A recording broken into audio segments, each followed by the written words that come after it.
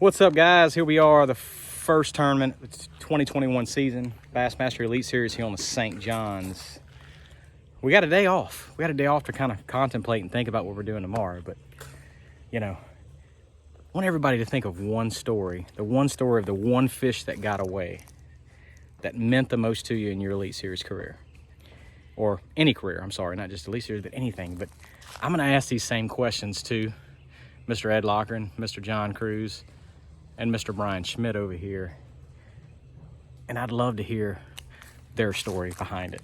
I can tell you what mine was right now.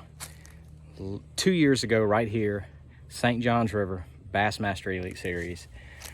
On day one, I had the chance to weigh in an absolute massive bag. I'm gonna give you two, real quick. Lost like an 8 or a 9 first day, which would have put me in the lead the first day. But the best one of all was St. Lawrence River, 2019. I lost the biggest smallmouth I've ever seen in my life. Actually went swimming after it. Most of you probably remember that video. But that one probably haunted me the most.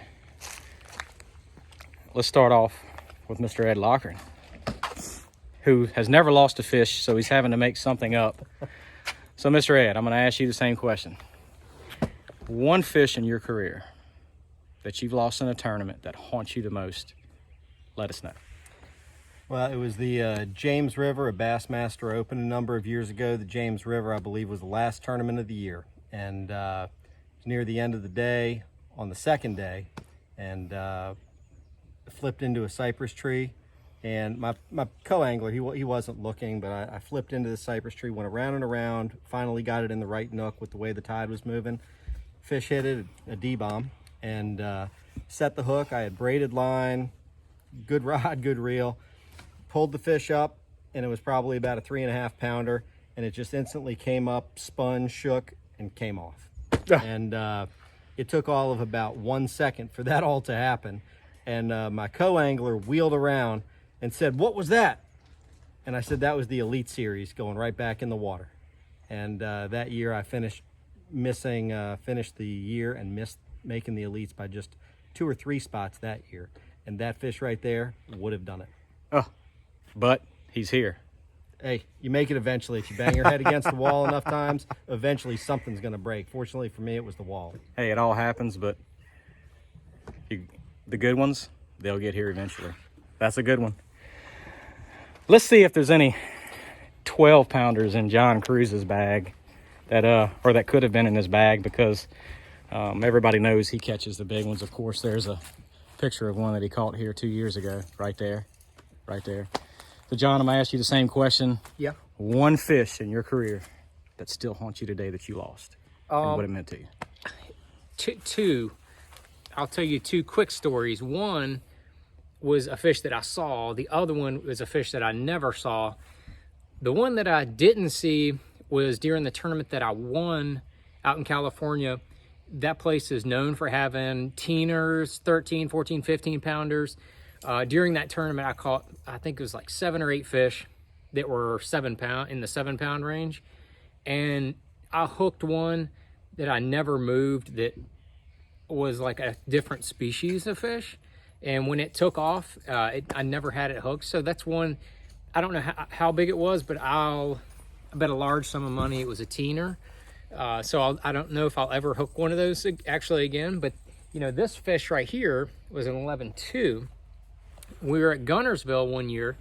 I finished 3rd in the tournament in an Elite Series event, and I was catching a ton of fish offshore. I was cranking, catching one after another on a big school.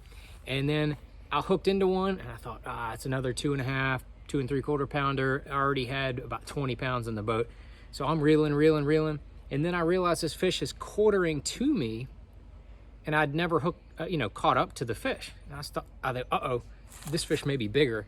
And so then it was too late. About that time, the fish jumped, and it was all of like 20 yards from me, and it came up and did this long tail walk. Hands down the biggest fish I've ever remotely even thought about seeing at Gunnersville.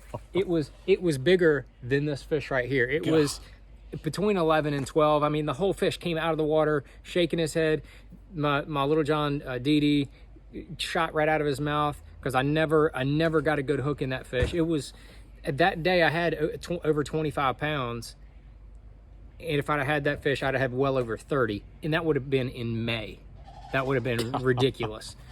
So that fish, I mean, like my stomach is turning at the moment thinking about losing that fish. It would have been ridiculous. I wouldn't have won the tournament, but I would have finished. I would have jumped Davey Height and I would have finished second in the tournament. Mm-hmm. Yeah, well. But yeah, that's, those ones.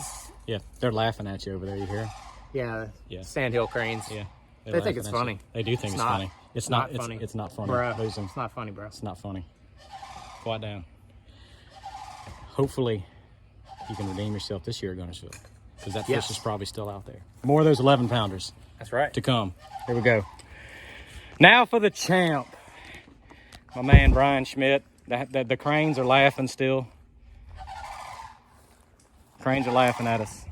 Y'all see them down there? Yeah, they're laughing. So, fresh off of a victory, Kissimmee and Toho. Come straight here. No sleep, no rest, no time to prep tackle. See if he can do it again. So I'm gonna ask you the same question, Bryan.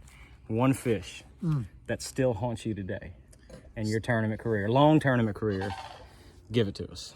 2011 FLW Tour Open on the Potomac. Day 3 of the event, I think I was going into it in like 4th place, going into day 3. And like a big bag at that time was like, you know, right at 20 pounds. That was like giant bag for the Potomac. And I'm sitting on 19 with a 2-pounder in the box on day 3. And I'm throwing a swim jig, you know, and I'm in the middle of a grass bed. I make a really, really long cast. And as soon as I lift up on, I feel some grass, I pop it. And it felt like I just hit like a stump. Well, it wasn't a stump. It was a giant bass, and it was one of the biggest bass that I've ever seen on the Potomac. And I'll never forget it. It jumped. It was like as pale as a ghost. It jumped, you know, 3 or 4 feet high. It seemed like at the time. It was a giant. I'm gonna say, you know, in the 8-pound range on the Potomac, which would have got rid of a 2-pounder. And you know, at the time we had co-anglers. I said, come on up here, you know, and I'm fighting this fish, and it jumps again, and I still have him, and it jumps again, I still have him, and he comes right at the boat one more time and jumps and throws my jig right outside the net. And I'll never forget it, because I've caught a lot of fish on the Potomac, and that was one of the biggest ones I've ever seen on the river. And to have it bite during a tournament of that, you know, that magnitude, it was a special bite, and it would have got rid of a 2-pounder. So it would have been a big swing, and I feel like it probably would have got me the first place, you know, in that event. So I'll never forget that fish for sure. Man, that's a heartbreaker there. But the dude's got, hold on, he's got to turn around backwards. We'll come over here and look at this thing. He's got the hardware. I can prove you that. Here we go. There it is. Toyota Series champion, Lake Toho 2021. He brought it here, and I can guarantee you he's hoping to bring a blue trophy to put along with this. Personally, I hope he's second. I'd be just as happy for him, and I think everybody be happy. He can come in second, third, and fourth over there, and I think we'll all take it. But guys, we all lose big fish. We all have that story. It's about persevering through it. Go on to the next one. Can't let it bother you. Although some of these stories still bother us today. But put your story in the comments. Tell me about your biggest fish loss that cost you the most that you still dream about, still have nightmares about today. All right, guys. Well, time to finish getting ready. We start tomorrow. Dream big. See y'all later.